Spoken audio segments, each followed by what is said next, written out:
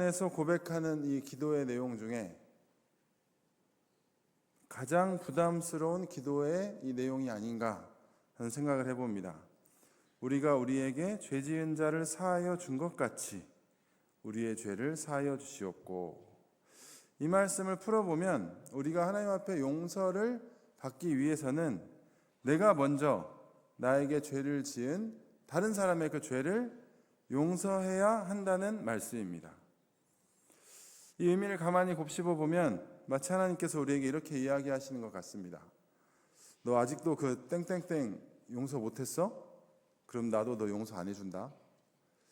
약간 이러한 협박이자 좀 위협 같은 그러한 말씀으로도 들린다는 것이죠. 사실 이렇게 생각하다 보면 이 기도는 부담스럽다 못해 무섭기 짝이 없는 그러한 말씀입니다.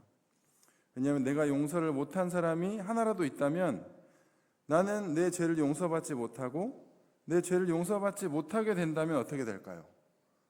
당연히 그 벌에 대한, 그 죄에 대한 벌, 그것을 책임지고 나는 심판을 받아 영원한 지옥에 떨어질 수밖에 없을 것이기 때문입니다.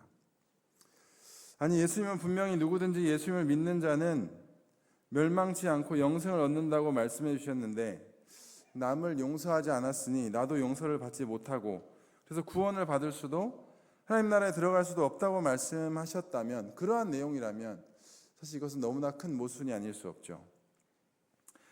그렇습니다. 지금 예수님께서 이 주기도문을 알려주신 이유는 사실 구원받을 사람의 조건을 알려주시려고 하신 말씀이 아닙니다. 이 주기도문의 핵심적인 그 내용, 예수님께서 이 기도를 우리에게 하라고 말씀하신 이유는 우리가 구원받은 하나님의 자녀, 그러니까 하늘 아버지를 우리의 아버지로, 하나님을 우리의 아버지로 삼고 살아가는 그 구원받은 사람의 결과가 어떠해야 하는지를 잘 알려주시는 그러한 기도라는 것이죠.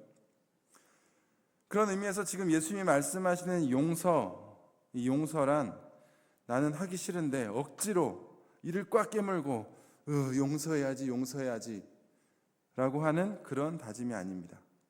용서는 구원받은 사람이라면 저절로 자연스럽게 될 수밖에 없고, 또 그렇게 돼야만 하는 것이 바로 이 용서라는 것을 알려주고 계신 것입니다.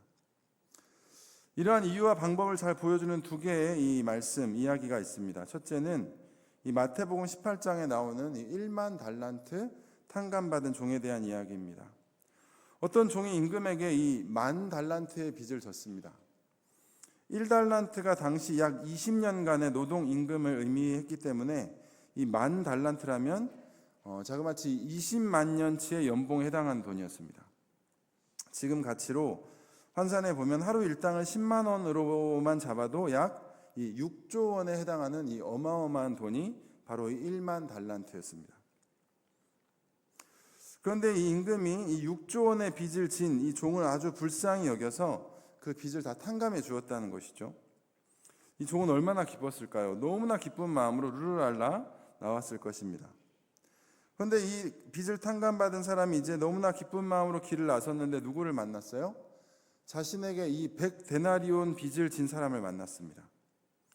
6조 원의 빚을 탕감받았으니 100데나리온, 약 2천만 원의 빚을 진 그러한 사람 정도는 당연히 탕감해 줄 수 있을 것 같은데, 그래야 맞을 것 같은데 그 사람은 그렇게 하지 않았습니다. 빚을 꼭 갚겠으니 조금만 더 시간을 달라는 그 사람의 요청을 이 묵살하고 그의 멱살을 잡아 감옥에 집어넣었습니다. 그 소식을 들은 이 임금은 어떻게 했을까요? 마태복음 18장 32절에서 35절의 말씀입니다. 이에 주인이 그를 불러다가 말하되 악한 종아, 내가 빌기에 내가 내 빚을 전부 탕감하여 주었거늘 내가 너를 불쌍히 여김과 같이 너도 내 동료를 불쌍히 여김이 마땅하지 아니하냐 하고 주인이 노하여 그 빚을 다 갚도록 그를 옥졸들에게 넘기니라. 같이 읽겠습니다. 시작. 너희가 각각 마음으로 형제를 용서하지 아니하면 나의 하늘 아버지께서도 너희에게 이와 같이 하시리라. 이 빚을 탕감받은 이 종, 엄청난 이 1만 달란트나 그 탕감받은 이 종은 왜 그런 선택을 했을까요? 왜 그를 자신이 탕감받은 것처럼 왜 그는 탕감해 주지 못했을까요? 그 이유는 자신이 방금 전까지만 해도, 아니 사실은 지금도 이 6조 원의 빚을 다 갚지 못한 이 채무자였다라는 사실을, 아니 지금도 채무자라는 사실을 잊어버렸기 때문입니다. 그리고 자신은 이제 남의 빚을 받아야만 하는 이 채권자라고만 생각했다는 것이죠. 엄청난 빚을 탕감받은 은혜를 경험했지만 사실 그 은혜는 그의 삶에 별 영향을 끼치지 못했다는 것입니다. 그는 용서받았지만, 빚을 탕감받았지만 예전과 다를 바 없이 여전히 남을 정죄하고 무언가 받아내려고만 하는 채권자로 살고 있었다는 것이죠. 이와는 대비되는 한 여인의 이야기가 또 성경에 나오는데요. 바로 이 누가복음 7장에 나오는 한 여인입니다. 예수님이 한 바리새인의 집에 초청을 받아 식사를 하러 가셨습니다. 예수님이 자리에 앉아서 식사를 하고 계신데, 사실 고대 중동 사회에서는 지금처럼 의자에 이렇게 정자세로 앉아서 식사를 하는 것이 아니라 비스듬히 누워서 이 상이나 바닥에 이렇게 누운 것처럼 이렇게 어깨를 대고 그러한 자세로 이제 식사를 했는데요. 그때 이 한 여인이 예수님의 발치에 앉아서 눈물로 예수님의 발을 적시고 자신의 머리털로 예수님의 발을 닦고 너무나 귀한 이 향유 옥합을 깨뜨려서 예수님의 발에 바릅니다. 이 광경을 본 그 바리새인은 속으로 생각하기를, 저 여자가 어떤 여자인 줄 알았으면, 그 능력 있는 선지자라면 저렇게 가만히 있을 수가 없을 텐데, 저 여인이 얼마나 악한 여인이고 얼마나 큰 죄인인지를 알면 저렇게 가만히 있을 수 없을 텐데 어떻게 저렇게 가만히 있지? 라고 의아한 마음으로 예수님을 바라봅니다. 그 마음을 한 예수님은 그 바리새인을 향해서 이렇게 말씀하시죠. 누가복음 7장 41절에서 43절, 47절의 말씀입니다. 이르시되 빚주는 사람에게 빚진 자가 둘이 있어 하나는 500데나리온을 졌고 하나는 50데나리온을 졌는데 갚을 것이 없으므로 둘 다 탕감하여 주었으니 둘 중에 누가 그를 더 사랑하겠느냐. 시몬이 대답하여 이르되 내 생각에는 많이 탕감함을 받은 자니이다.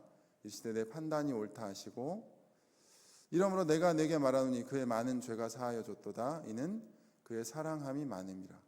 사함을 받은 일이 적은 자는 적게 사랑하느니라. 그렇습니다. 이 여인은 분명히 알고 있었습니다. 자신이 하나님 앞에 얼마나 큰 빚을 진 사람인지, 얼마나 자신의 죄가 큰지를 이 여인은 분명히 알고 있었습니다. 자기 같은 사람은 하나님 앞에, 또 어떤 사람들 앞에서도 어떠한 사랑도 어떠한 존중도 받을 자격이 없는 너무나 비천한 그런 죄인에 불과하다는 것을 이 여인은 분명히 알았습니다. 그런데 그 여인에게 예수님이 찾아가셨고 그 여인을 용서해 주셨다는 것이죠. 그 은혜, 그 사랑에 감격한 이 여인은 자신의 그런 분명한 신분, 자신이 얼마나 큰 빚을 지은 그런 죄인이라는 것을 알았던 이 여인은 예수님께 나와 눈물로 그 발을 닦고 머리털로 씻고 귀한 향유 옥합을 깨뜨려 예수님의 발을 닦고 있었던 것이죠.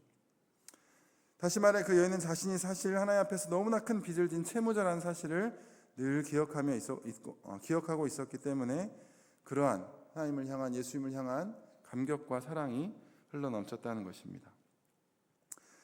사랑하는 성도 여러분, 왜 우리는 남을 잘 용서하지 못할까요?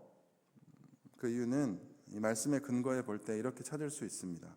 내가 하나님 앞에서 얼마나 큰 빚을 지고 있는 채무자인지를 자꾸 잊어버리기 때문입니다.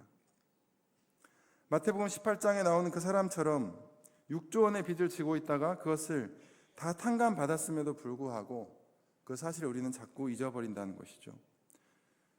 그리고 내 앞에 1,000만 원의 빚을 진, 아니 100만 원이라도 빚을 진 사람이 나타나면 나는 금세 채권자로 돌변하여서 어떻게든 그 돈을 받아내려고 혈안이 되고 만다는 것입니다. 오늘 예수님께서 이 주기도문을 알려주신 이유는 바로 그것입니다. 이 주기도문의 기도를 아버지 하나님께 할 때마다 나는 사실 누군가로부터 돌려받아야 할, 어떤 빚을 받아야만 하는, 그것을 내가 반드시 받아야만 하는 채권자이기 이전에 하나님 앞에서 나는 어마어마한 빚을 졌었고 지금도 지고 있고 앞으로도 영원히 갚을 수 없는 그 빚을 하나님이 다 갚아주신, 탕감해주신, 그러나 나는 분명한 채무자라는 사실을 기억하라는 것입니다.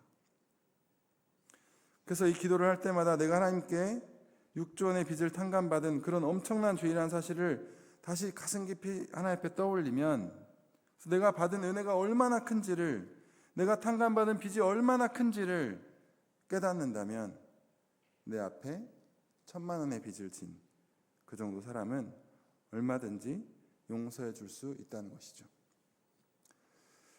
그것을 위해 이 기도를 할 때 함께 해야 할 두 가지 중요한 사실이 있습니다. 첫 번째는 이 기도를 할 때마다 내가 진 죄의 빚을 탕감해 주시기 위해 돌아가신 그 예수님의 십자가를 바라보는 것입니다. 예수님께서 십자가에 달리셨을 때 마지막 하셨던 말씀이 뭐죠? 다 이루었다. 다 이루었다라는 이 말은 사실 원어로 빚을 다 갚았다 이런 의미입니다. 빚을 다 갚았다. 내가 진 그 어마어마한 죄의 빚, 결코 갚을 수 없는 그 죄의 빚을 예수님이 다 갚아주셨다는 것, 그것을 다시 한번 떠올리며 그 은혜, 그 사랑에 매 순간 감사하라는 것입니다. 내가 누군가로부터 받은 상처, 저 사람이 나에게 상처를 줬지, 저 사람이 나에게 상처를 줬지 하는 내가 받은 상처보다 사실은 나 때문에 예수님이 받으신 그 상처가 훨씬 더 크다는 것을 우리가 분명히 바라볼 때 우리는 비로소 채권자가 아니라 채무자로서 하나님의 은혜 안에 거하며 하나님 주신 그 사랑 가운데 남을 용서하며 살 수 있다는 것이죠. 둘째로는 내 작은 죄에도 민감하게 반응하며 하나님 앞에 늘 진실한 회개의 습관을 갖는 것입니다. 우리는 사실 남의 죄, 남의 실수에는 아주 민감하게 반응하면서도 사실 내가 지은 죄, 내가 하는 실수에 대해서는 아주 관대한 편입니다. 저 사람은 조금만 지각을 해도 어떻게 저렇게 늦을 수가 있어? 참 시간관념이 없네. 라고 하면서도 내가 지각할 때는 바빠서 어쩔 수 없었지. 라고 생각하는 게 우리의 모습이라는 거예요. 하지만 그것은 좋지 않은 습관입니다. 그런 습관, 그런 생각이야말로 우리를 채무자가 아니라 자꾸 채권자로 만드는 그런 생각이라는 것이죠. 그럼 우리는 그러한 나쁜 습관 대신 하나님이 우리에게 주신 그 큰 사랑을 기억하는 좋은 습관, 바로 우리의 작은 죄에도 민감하게 반응하며 그 죄를 하나님 앞에 매일같이 고백하고 눈물로 통회하고 자복하는 그러한 회개의 습관을 갖는 것이 너무나 큰 도움이 된다는 것이죠. 바로 그때 우리가 얼마나 큰 죄인지 다시 한번 깊이 깨닫게 되고, 그리고 그 깨달음과 함께 다시 주님의 발 앞으로 나아가서 우리의 눈물로 예수님의 발을 닦고 나의 가장 귀한 향유 옥합을 깨뜨려 그 누가복음에 나왔던 그 여인처럼 예수님 앞에서 예수님 주시는 사랑을 누리며 또 나누며 살 수 있게 될 것입니다. 사랑하는 성도 여러분, 우리는 누구입니까? 채권자입니까? 채무자입니까? 오늘 예수님이 우리에게 가르쳐 주신 기도 다시 한번 읽어볼까요? 마태복음 6장 12절 시작. 우리가 우리에게 죄 지은 자를 사하여 준 것 같이 우리의 죄를 사하여 주시옵고 라는 기도를 할 때마다 내가 하나님 앞에서 얼마나 큰 빚을 진 그 채무자인지를, 그러나 그것을 탕감받은 너무나 큰 은혜를 받은 사람이라는 것을 다시 한번 깨달을 수 있길 바랍니다. 그래서 하나님의 은혜가 아니면 나는 결코 그 영원한 심판을 피할 수 없었던 죄인이었다는 것, 그 하나님의 은혜 때문에 내가 이렇게 살아가고 있다는 것을 분명히 기억하며 나에게 100데나리온의 그 빚을 진 사람, 그 사람의 멱살을 잡는 일은 없기를 바랍니다. 그렇습니다. 용서는 억지로 하는 결심이 아니라 내가 누구인지를, 내가 하나님 앞에 어떤 사람인지를 깨달을 때 저절로 이루어지는 은혜요 선물입니다. 우리가 용서하지 못한 이유는 상대의 죄가 커서가 아닙니다. 내가 받은 은혜가 작아졌기 때문입니다. 그러므로 사랑하는 성도 여러분, 늘 내가 받은 은혜가 내가 받은 상처보다 훨씬 더 커질 수 있기를 바랍니다. 그래서 이 밤 우리가 우리에게 죄 지은 자를 사하여 준 것 같이 우리 죄를 사하여 주시옵고 라고 가슴 깊이 기도할 때 다시 한번 하나님의 그 큰 사랑, 예수님의 큰 은혜가 우리의 마음속 가득히